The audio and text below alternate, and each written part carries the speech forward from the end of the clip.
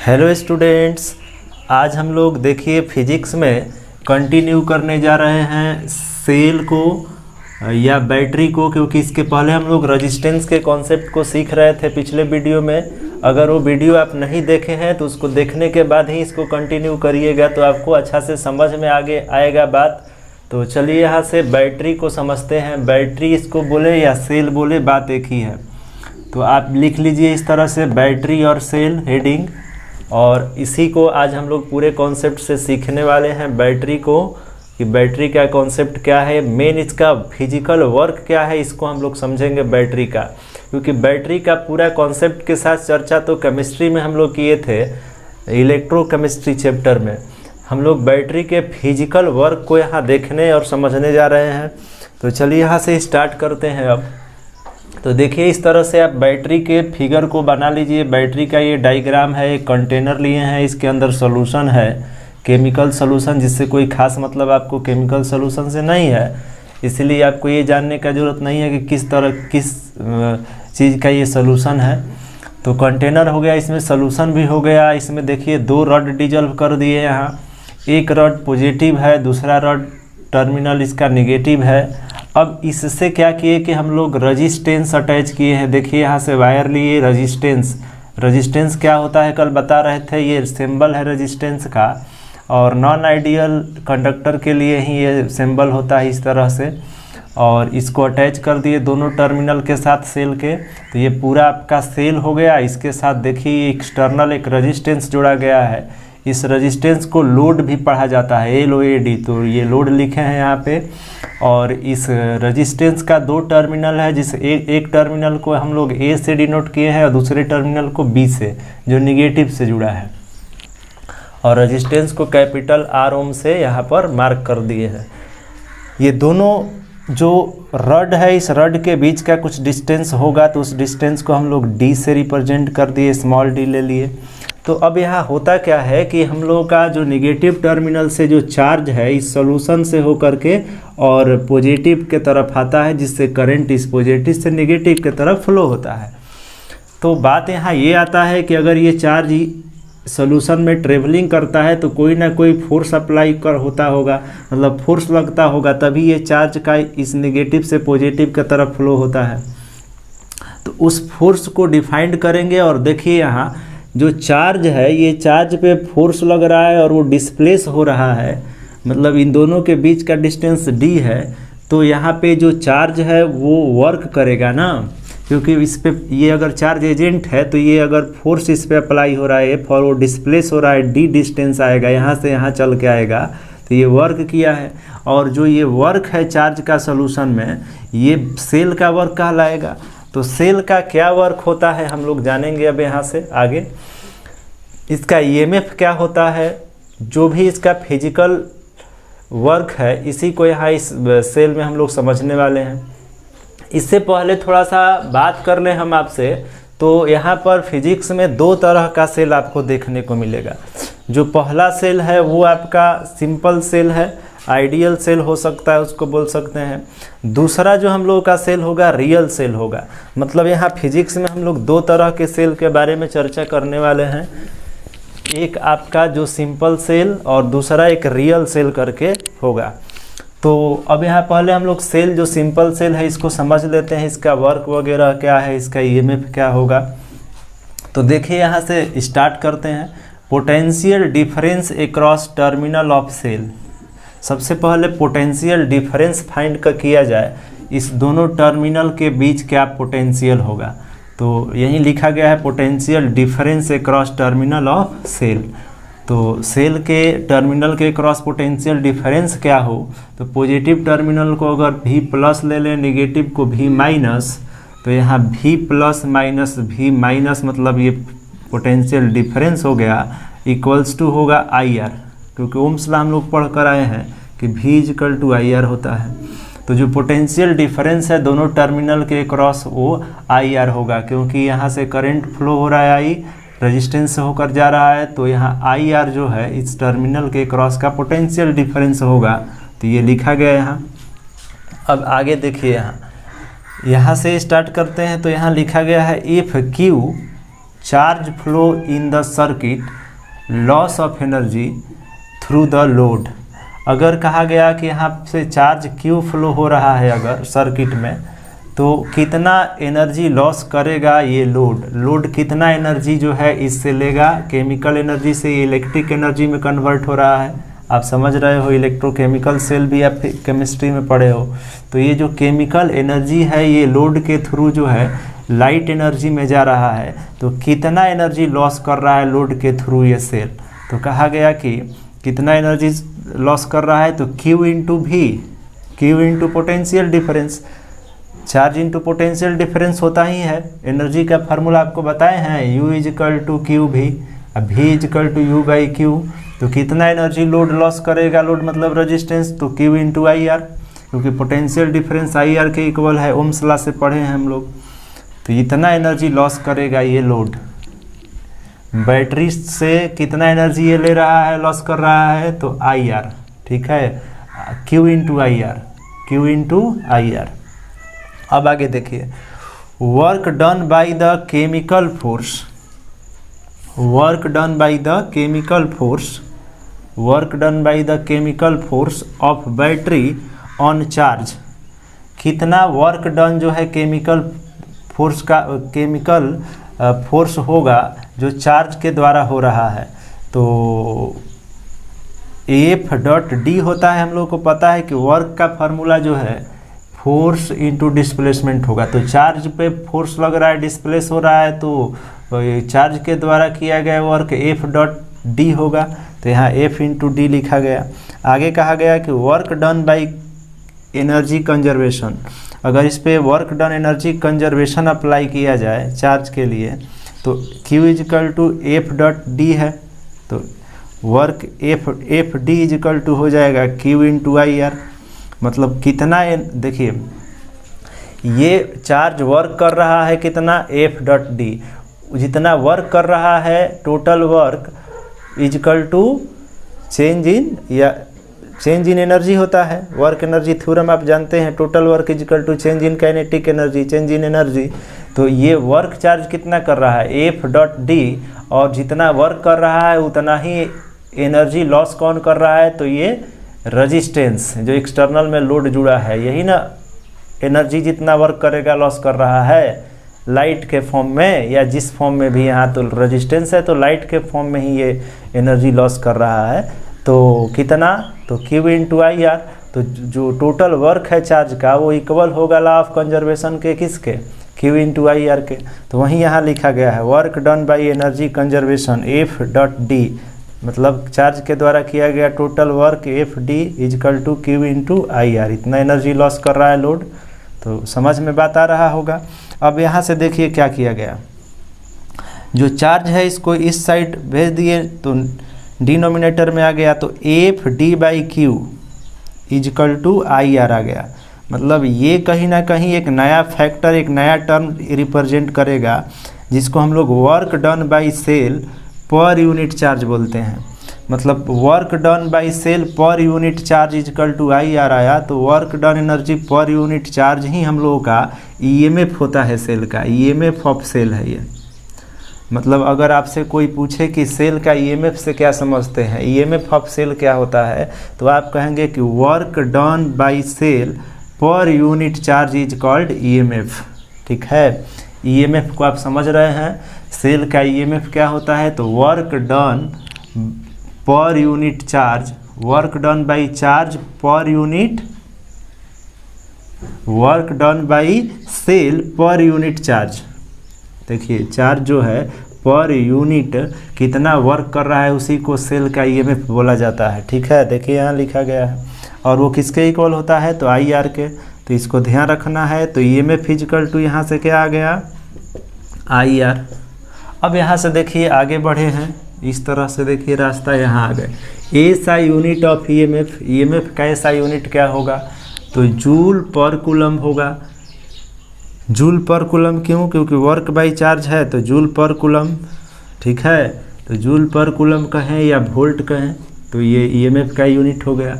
In case of ideal cell, अगर cell ideal हो तो उस केस में ईएमएफ कैसे डिफाइंड होगा, तो EMF equal to change in potential, मतलब कि आइडियल सेल के लिए जो ईएमएफ है चेंज इन पोटेंशियल के इक्वल ही होता है। ये ध्यान रखने का बात है, मतलब ईएमएफ एक नया वर्ड है केवल, वो चेंज इन पोटेंशियल ही है एक्चुअल में।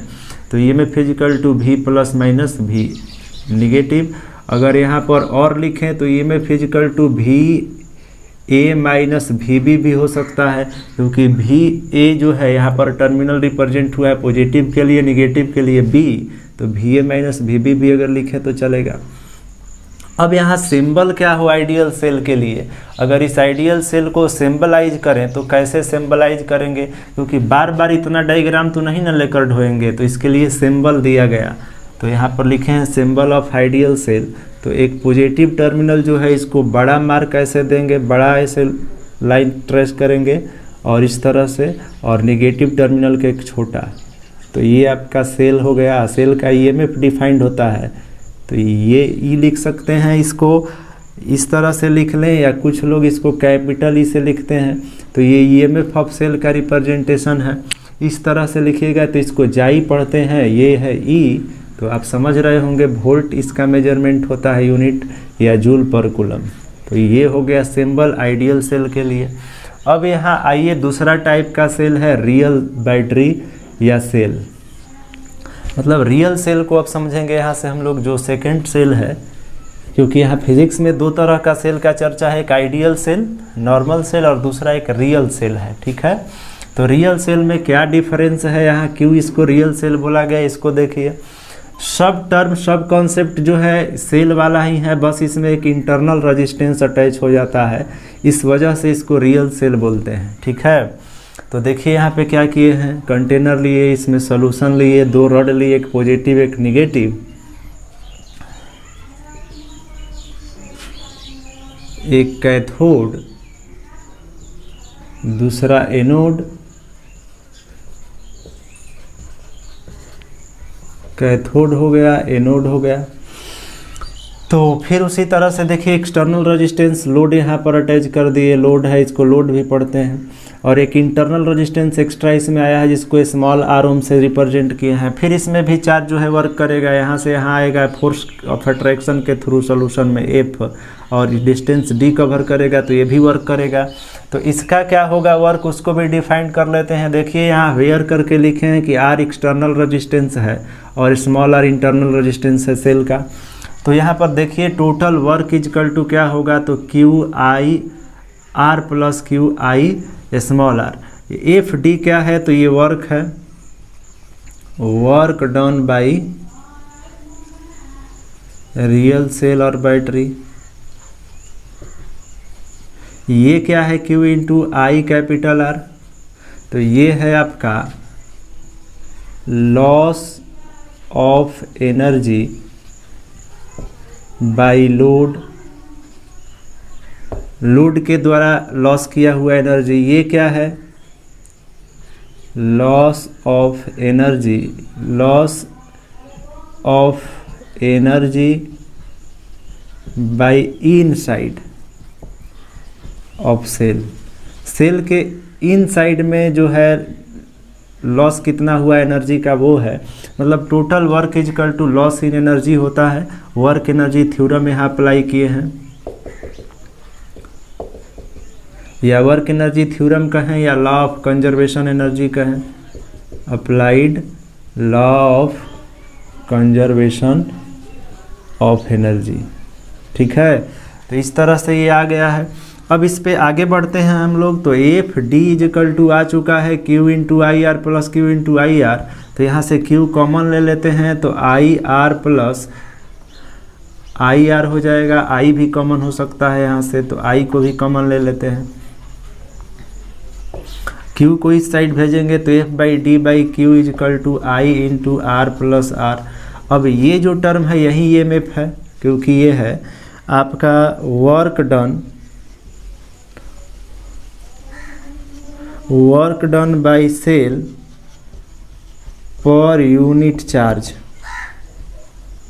और इसी को हम लोग ईएमएफ बोलते हैं। तो यहाँ से ईएमएफ इक्वल टू आ जाएगा आपका I into R plus small R. तो यहाँ से EMF डिफाइंड हो गया रियल सेल के लिए, और यहाँ EMF डिफाइंड हुआ था आई नॉर्मल सेल के लिए। तो यहाँ से अगर करंट डिफाइंड करना हो रियल सेल का तो I equal to EMF by R plus small R. तो ये आपको बात समझ में आ रहा होगा, दोनों सेल का कॉन्सेप्ट समझ में आपको आ गया होगा। मेन हम लोग को EMF यहाँ निकालना था, तो दोनों के लिए EMF फाइंड कर चुके हैं, आप देख ही रहे हैं। यहाँ पे आपको ध्यान रखना है, ये दोनों सेल को नोट करिए, पूरे कॉन्सेप्ट जो बताए अभी।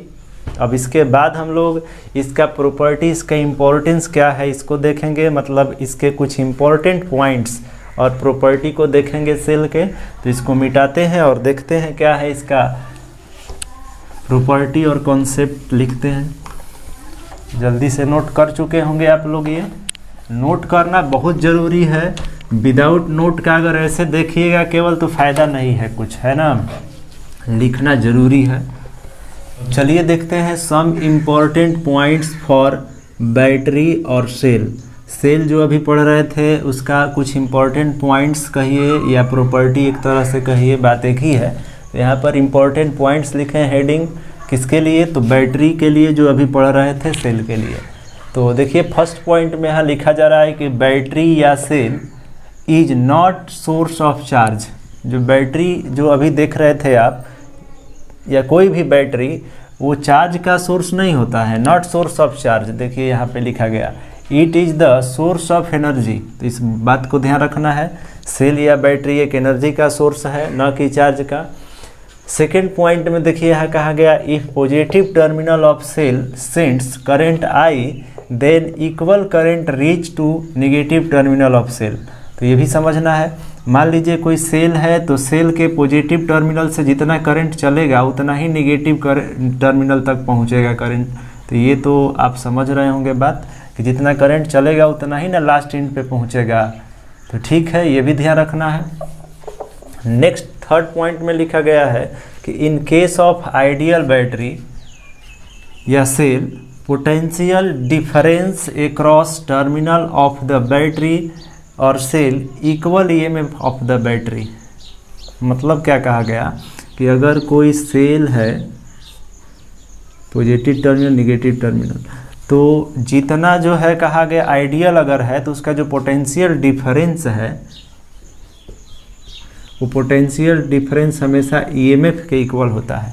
तो ये ध्यान रखना, ये बता भी रहे थे सेल जब बता रहे थे। तो अगला पॉइंट यहाँ देखिए फोर्थ में लिखा गया है सिंबल ऑफ रियल सेल।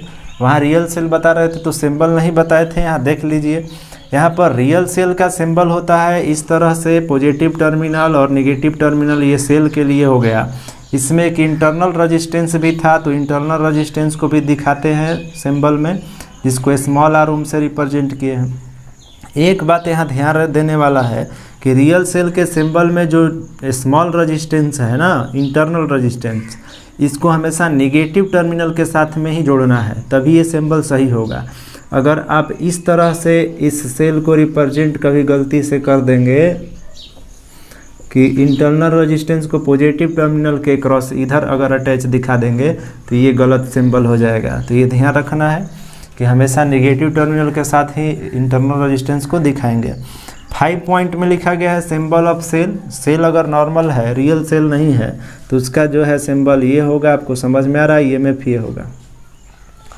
तो इस तरह से अगर इसका EMF का पता लगाना हो तो इसका EMF अगर मान लीजिए A पॉइंट टर्मिनल है, ये B है, तो इसका EMF जो है वो हो जाएगा आपका I into capital R plus small r, और ये VA माइनस VB ही क्या है, EMF है E, ठीक है, या जाई भी बोलते हैं इसको।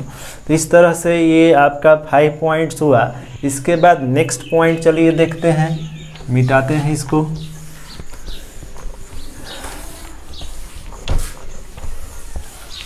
तो ये 5 पॉइंट्स जो बताए अभी, इसको जल्दी से नोट करिए। तो और जो है इसका जो पॉइंट्स है इसको भी नोट करते हैं हम लोग समझते हुए, बहुत इम्पोर्टेंट है सेल का इंफॉर्मेशन ये है।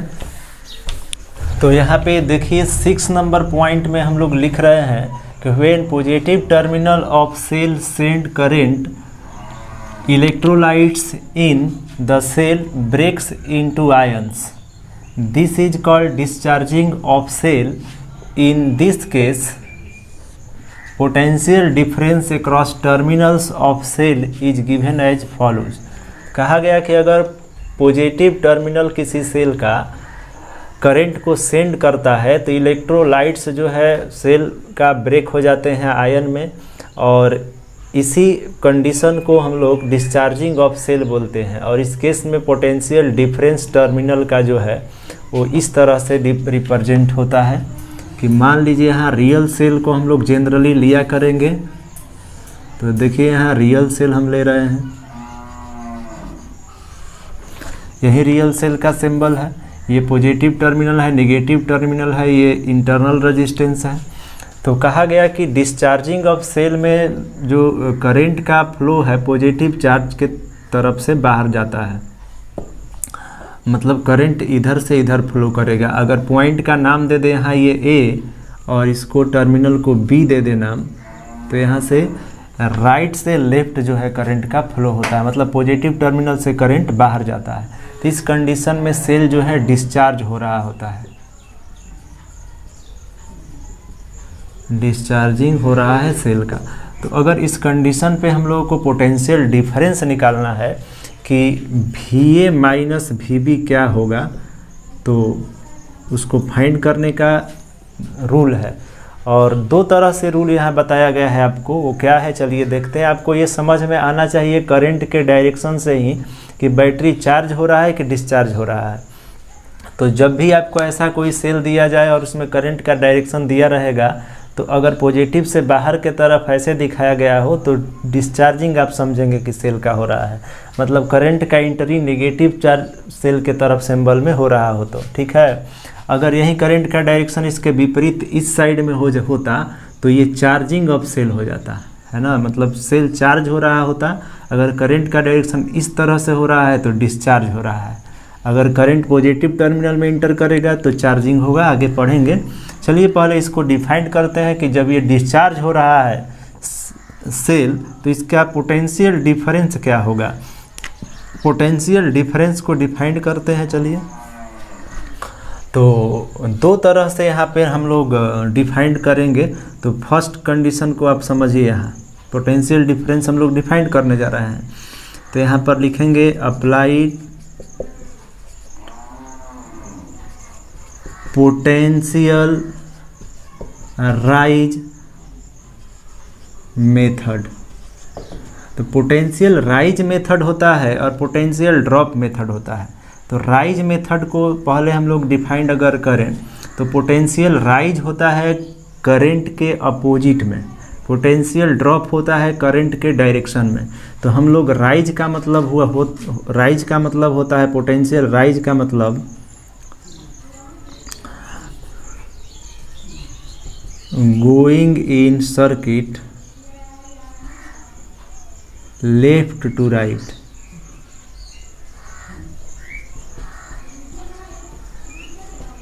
लेफ्ट टू राइट मतलब हुआ यहाँ opposite in current flow. Current के फ्लो के अपोजिट डायरेक्शन में जाना पड़ेगा अगर आपको पोटेंशियल राइज करके और पोटेंशियल डिफरेंस निकालना है। तो going in circuit left to right, यहाँ जो सर्किट है इसमें लेफ्ट से राइट जाएंगे तभी ना पोटेंशियल राइज होगा, मतलब अपोजिट होगा करंट का डायरेक्शन के। यहाँ देखिए लिख दिए हैं अपोजिट डायरेक्शन ऑफ करंट लिखना चाहिए।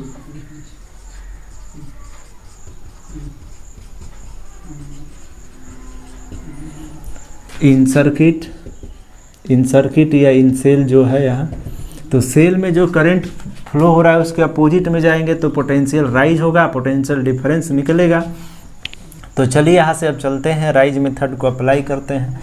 तो यहाँ से हम लोग लिखेंगे, इस पॉइंट से स्टार्ट करेंगे चलना करंट के अपोजिट में तो पोटेंशियल राइज होगा। तो यहाँ लिखेंगे VA, ठीक है। VA के बाद आगे बढ़े तो यहाँ पर सेल आ गया, और सेल में आगे बढ़े तो पॉजिटिव टर्मिनल से नेगेटिव टर्मिनल के तरफ जा रहे हैं, मतलब कि पोटेंशियल जो EMF है वो डिक्रीज हो रहा है, पॉजिटिव से नेगेटिव जा रहे हैं तो घट रहा है।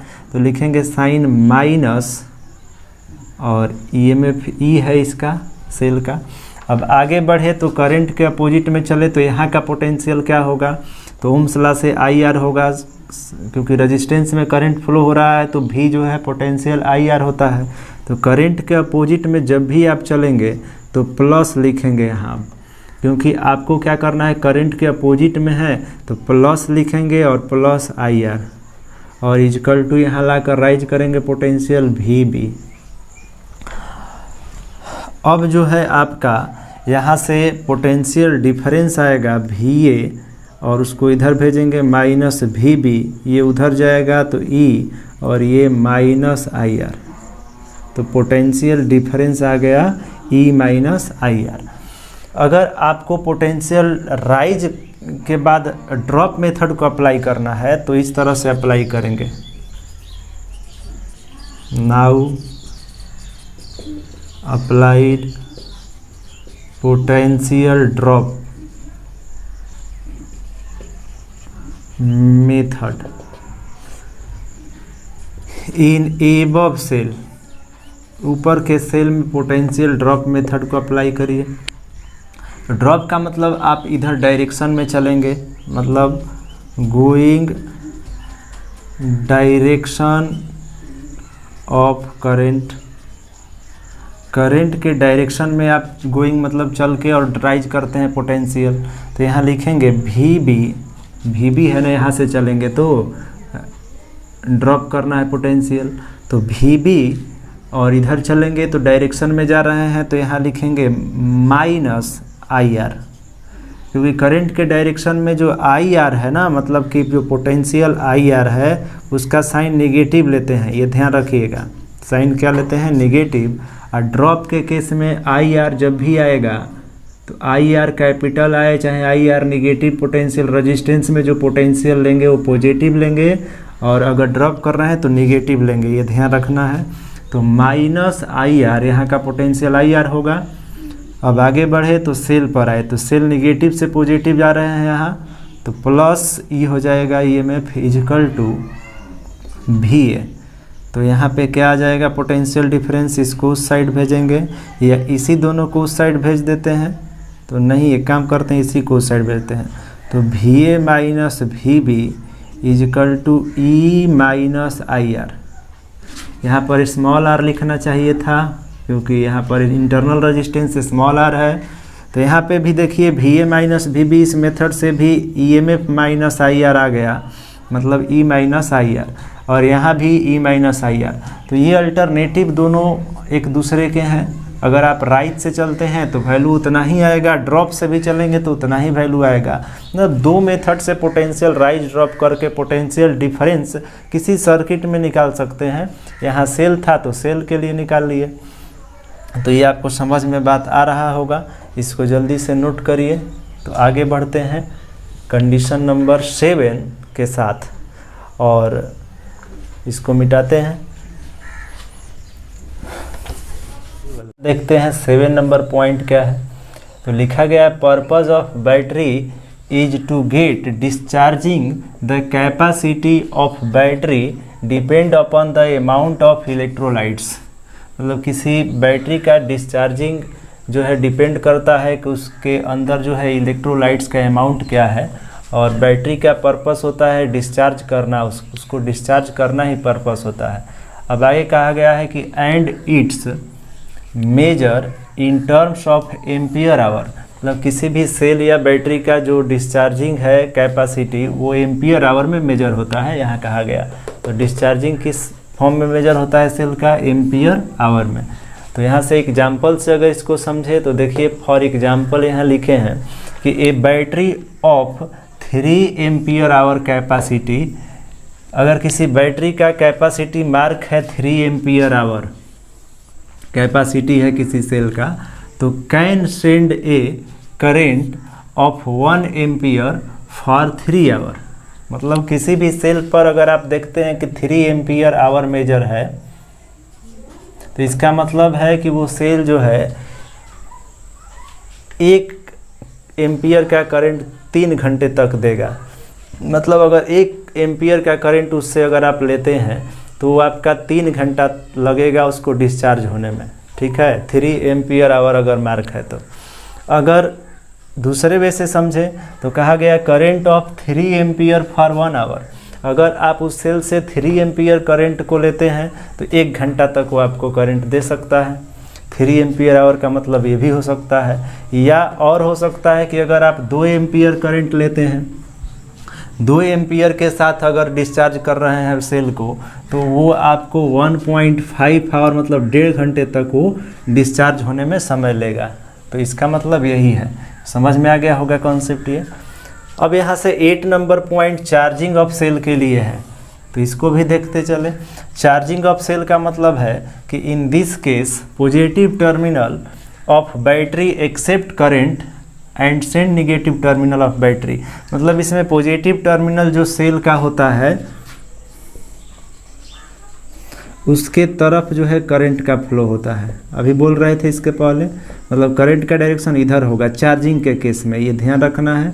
इसको करंट के डायरेक्शन को देखने के बाद ही आपको समझ में आ जाना चाहिए कि सेल जो है वो चार्ज हो रहा है, अगर पॉजिटिव टर्मिनल के तरफ एक्सेप्ट मतलब जा रहा है तो।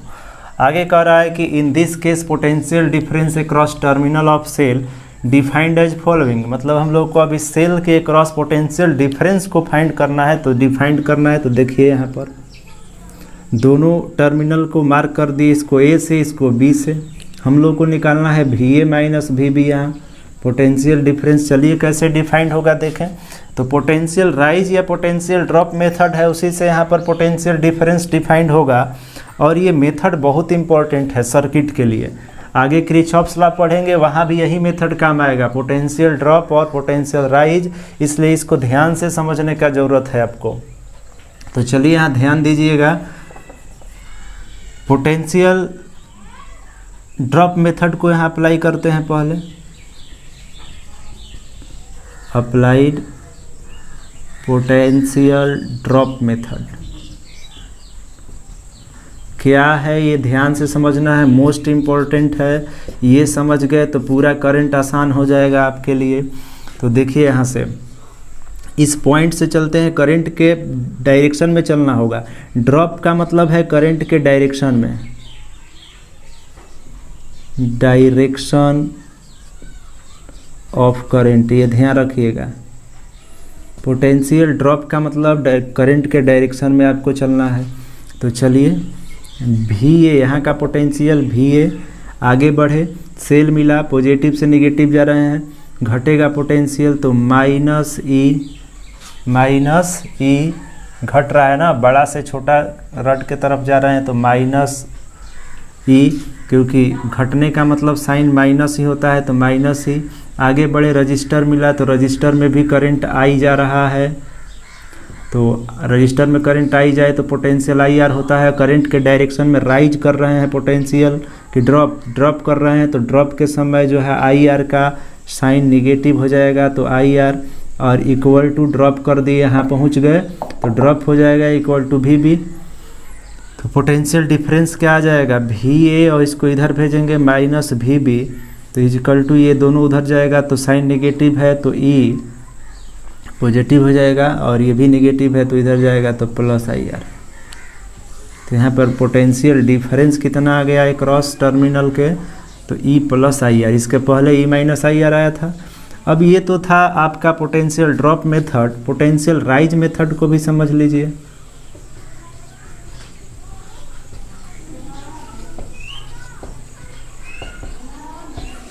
राइज मेथड में अपोजिट में आएंगे, तो यहाँ से चलेंगे तो VB माइनस, क्यों माइनस होगा नहीं प्लस होगा, क्योंकि राइज में साइन हमेशा IR का ध्यान रखिएगा, पॉजिटिव लेते हैं।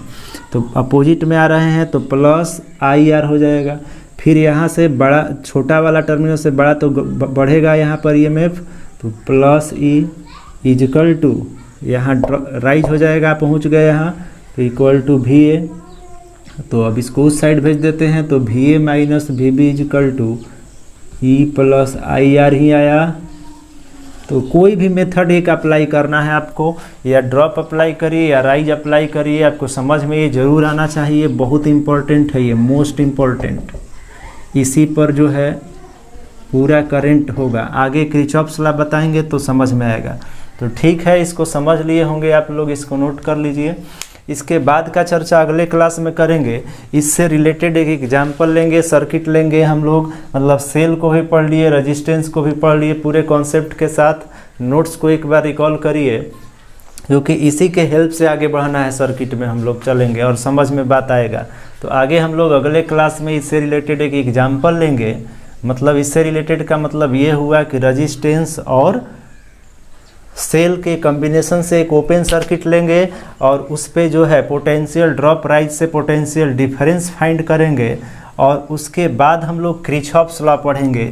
2 लॉ है उसमें, Kirchhoff's first law, second law, तब जाके हम लोग इंटर करेंगे अपने इलेक्ट्रिक सर्किट में। तो ठीक है, आज के लिए इतना ही रहने देते हैं। इसको लिख लीजिएगा, समझ में बात आया होगा। मिलते हैं अगले क्लास में इसके बाद।